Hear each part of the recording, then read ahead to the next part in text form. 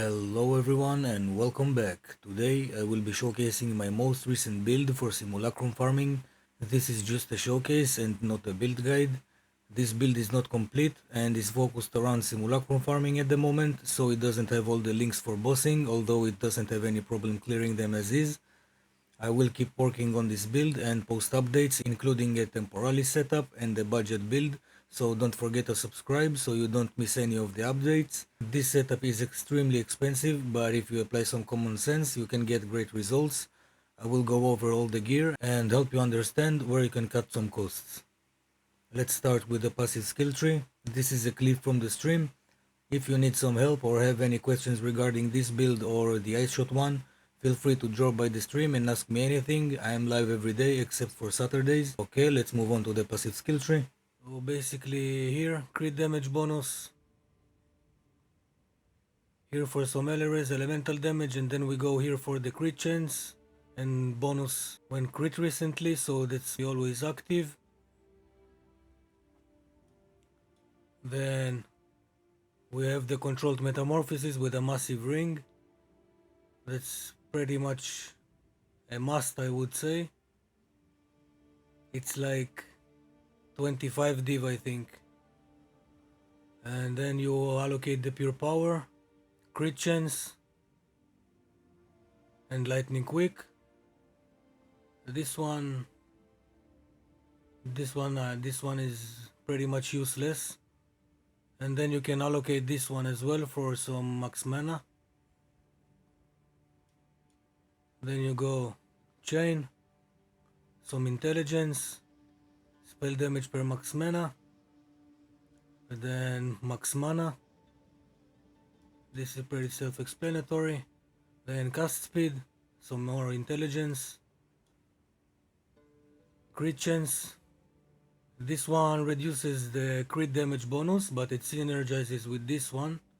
So you can see this is reduced crit chance, but added the crit damage bonus. So this one reduce one another, but if you remove the reduces, then it means this is 30% crit chance, which is pretty big, right? Because everything else gives you only 10 or 15. So 30% crit chance, and this one is essentially 40% crit damage bonus, right? If you combine those two. So you get 40% crit damage and 30% crit chance. Then this one for max lightning damage. This is a must, and with the anointment lightning rod, so when you don't crit, your hits are always lucky. So he rolls them twice, right?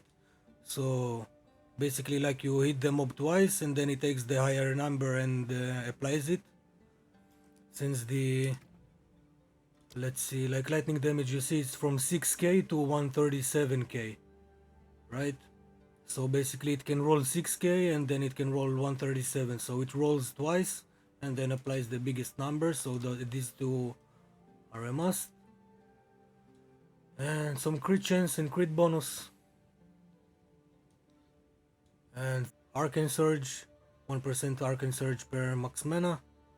Pretty basic, 2 shocks and exposure.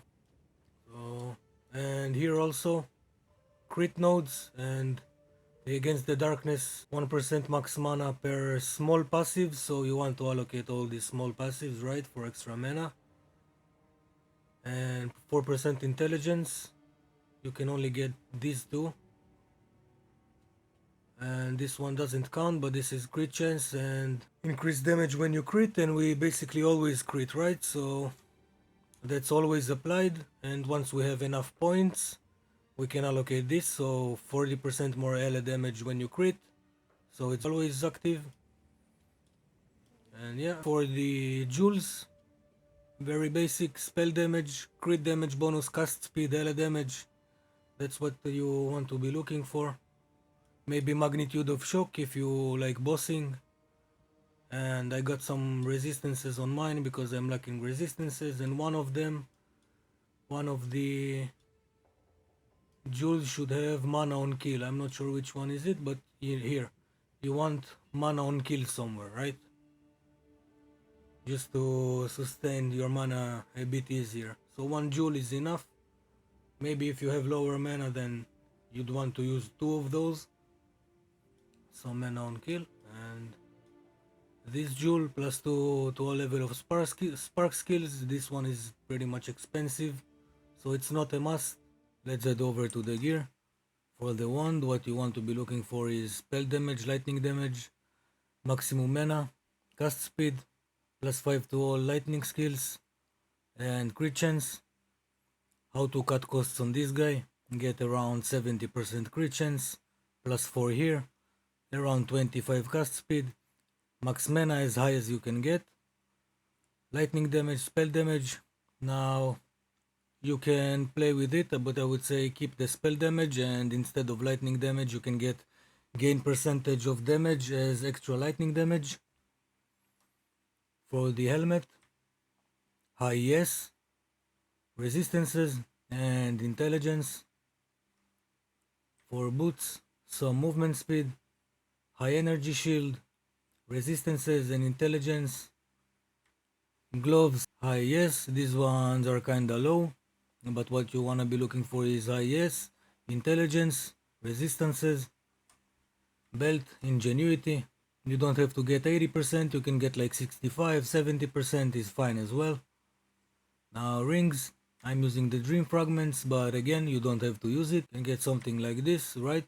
So increase cut speed, resistances, intelligence or all attributes, maximum mana, and instead of cold damage here, the best one would be probably lightning damage.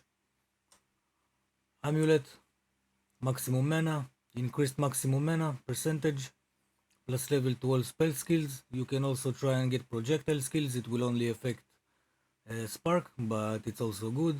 Increased crit chance, you don't have to get crit chance, you can get mana regen for example, or crit bonus, intelligence or all attributes, and anoint it with lightning rod. For the body armor, Warrior Invictus, you can get one with max mana, is pretty much mandatory, and increased all attributes. If you wanna go rarity, go rarity. If you need more resistances, go resistances, and socket 5 maximum mana soul cores on it. For the shield, we're going Mahuxotl. You can get one with, for example, 550 or 600% effect of socketed soul cores.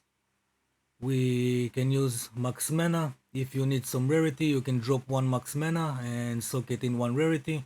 If you have 650%, it will turn into 65% rarity from a single socket. Or if you have 600 to 60, basically that's how it works. And melting maelstrom, this is a must. You really wanna use this one, because when you run out of mana, you can run out of mana pretty quick, and that's our health pool as well. You just press it once. Well, I didn't have any charges on it, but show you an example now. You can see the mana runs out pretty quick. You press it once and you're again full mana. Charms cannot be stunned.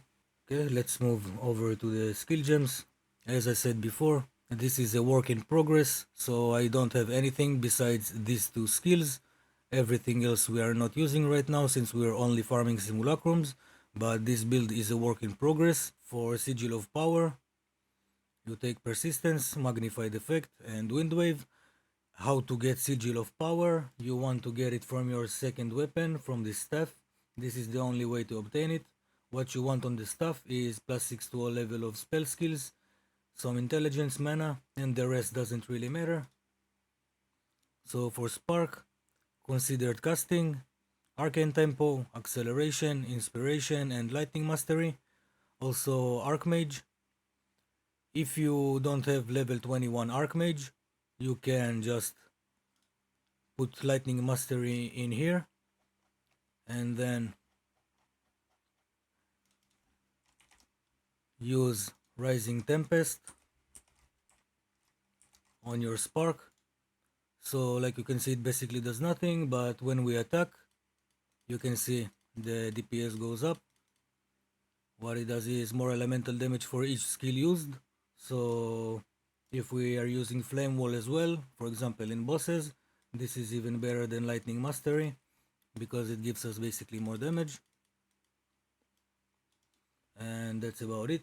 If you have any questions, feel free to ask me in the comments down below or drop by the stream and I'll be happy to help you. Thanks everybody for watching and I'll see you guys on the next one.